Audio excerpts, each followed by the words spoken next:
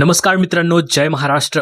9 डिसेंबर 2024 रोजी बीड जिल्ह्यातील मस्साजोग येथील सरपंच संतोष देशमुख यांची निर्घृण हत्या झाली।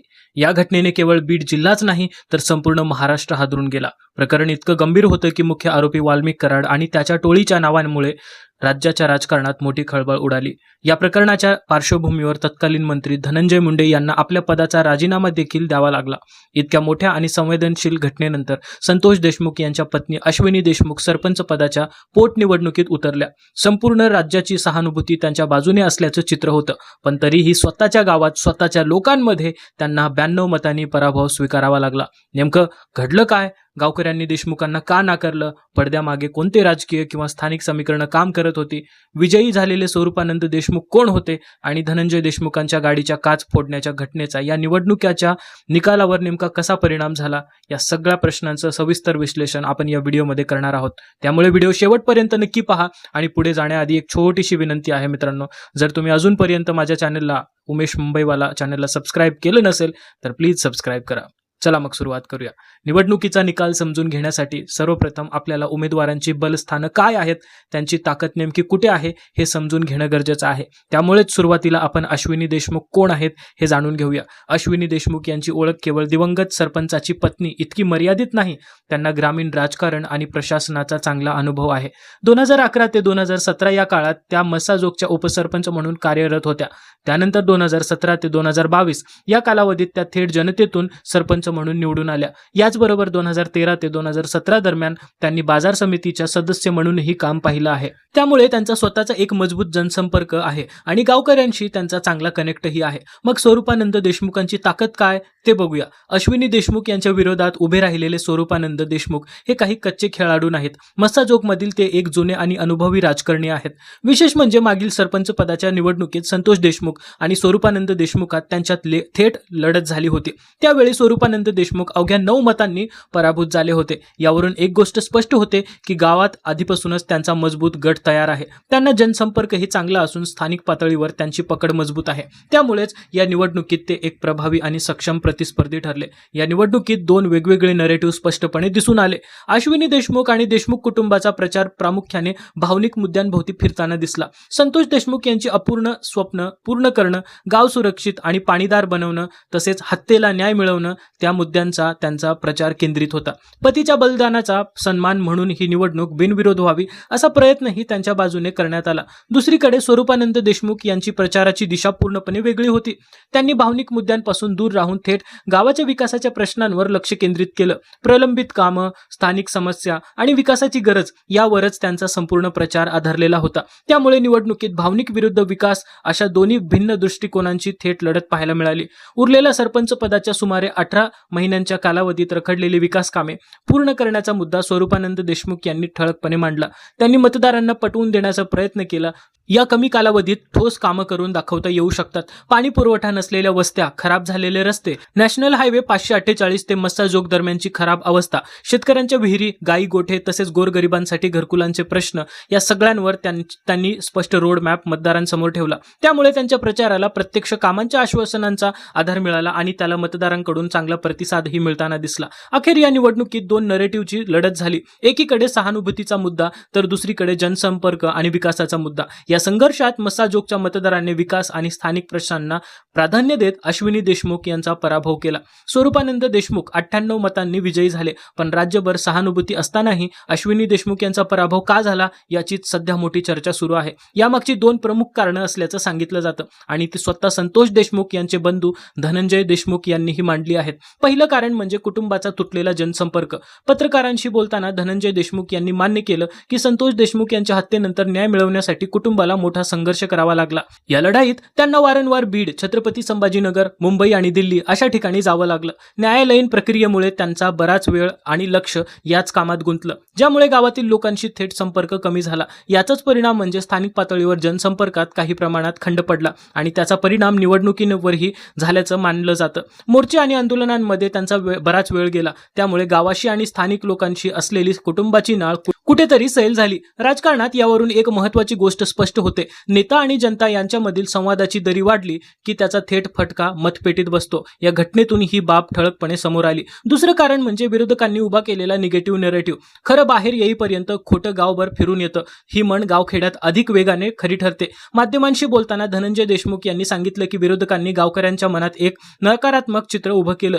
देशमुख कुटुंब आता खूप मोठं झालं आहे, त्यांना शासनाकडून घरं मिळाली, मोठी आर्थिक मदत मिळाली, अशा प्रकारच्या चर्चा मुद्दाम पसरवल्या गेल्या. या गोष्टींमुळे सामान्य मतदारांमध्ये एक वेगळी धारणा तयार झाली आणि त्याचाही परिणाम निवडणुकीच्या निकालावर झाल्याचं मानलं जात आहे. गाडीची काच खाली घेत नाहीत असा नरेटिव्ह तब्बल 16 महिने सातत्याने पसरवला गेला. या एका मुद्द्यानेच अश्विनी देशमुख यांच्या प्रतिमेला मोठा धक्का बसल्याचं बोललं जातं. या नरेटिव्हमुळे देशमुख कुटुंब आणि मसाजोगमधील सामान्य लोक यांच्यात अंतर निर्माण झालं. परिणामी आधी असलेली सहानुभूती हळूहळू कमी होत गेली आणि मतदारांच्या मनात एक प्रकारचे दुरावा व अडचण निर्माण झाली. ही दोन कारणं स्वतः देशमुख कुटुंबाने मान्य केली आहेत. तिसरं महत्त्वाचं कारण म्हणजे स्वरूपानंद देशमुख यांची रणनीती. त्यांनी या निवडणुकीत अतिशय अचूक आणि संतुलित प्रचार केला. विशेष म्हणजे त्यांनी अश्विनी देशमुख किंवा दिवंगत संतोष देशमुख यांच्यावर कोणतीही वैयक्तिक टीका केली नाही. त्याऐवजी त्यांनी आपला संपूर्ण फोकस गावाच्या विकासावर, प्रलंबित कामावर आणि स्थानिक प्रश्नांवर ठेवला. या संयमित आणि मुद्देसूद प्रचारामुळे त्यांनी मतदारांचा विश्वास जिंकण्यात यश मिळवलं. उलट संतोष देशमुख यांची अधुरी स्वप्न पूर्ण करण्यासाठीच मला सरपंच करा असा सहानुभूतीला काउंटर करणारा मुद्दा स्वरूपानंद देशमुख यांनी पुढे केला. त्यांनी स्पष्टपणे सांगितलं की संतोष देशमुखांना न्याय मिळवून देण्याच्या लढाईत कालही संपूर्ण गाव कुटुंबासोबत होतं आणि आजही आहे. जोपर्यंत मारेकऱ्यांना शिक्षा होत नाही तोपर्यंत गाव त्यांच्यासोबत ठाम उभं राहील. पण न्यायालयीन लढाई आणि राजकीय लढाई या वेगळ्या गोष्टी आहेत.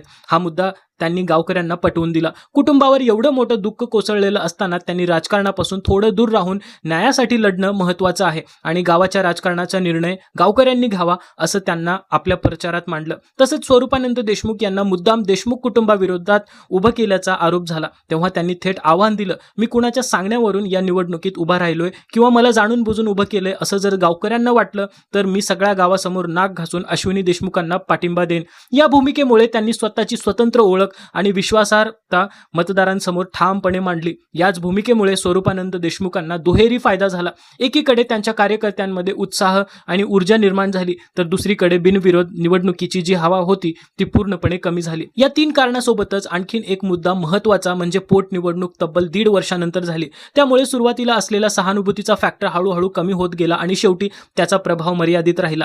देशमुख कुटुंब बिनविरोध निवडणूक होईल या अपेक्षेवर काही प्रमाणात अवलंबून राहिलं होतं. दरम्यान गावातील सुखदुःखातील त्यांची उपस्थिती कमी झाली आणि जनतेसोबतचा थेट संपर्कही ढासळला.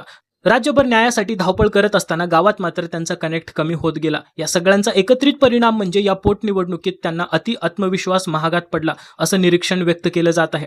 पण पोटनिवडणुकीचा नेमका निकाल काय लागला? 28 एप्रिल रोजी मतदान पार पडलं. एकूण 2084 मतांपैकी 1744 मतांनी मतदान केलं, म्हणजे जवळपास 84% मतदान झालं. त्यानंतर दुसऱ्याच दिवशी मतमोजणी झाली. पहिल्या फेरीत अश्विनी देशमुख 156 मतांनी पिछाडीवर राहिल्या.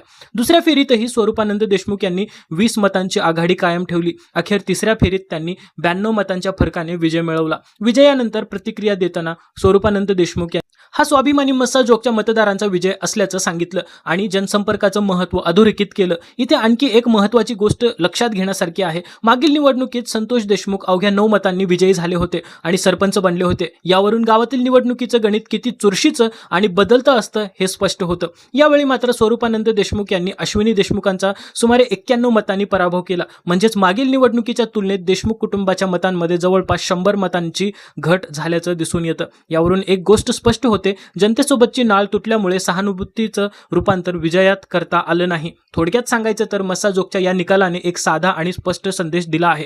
राजकारण केवळ भावनिक मुद्द्यांवर आणि सहानुभूतीच्या लाटेवर चालत नाही. विशेषतः ग्रामीण भागातील मतदार अधिक प्रगल्भ असतात.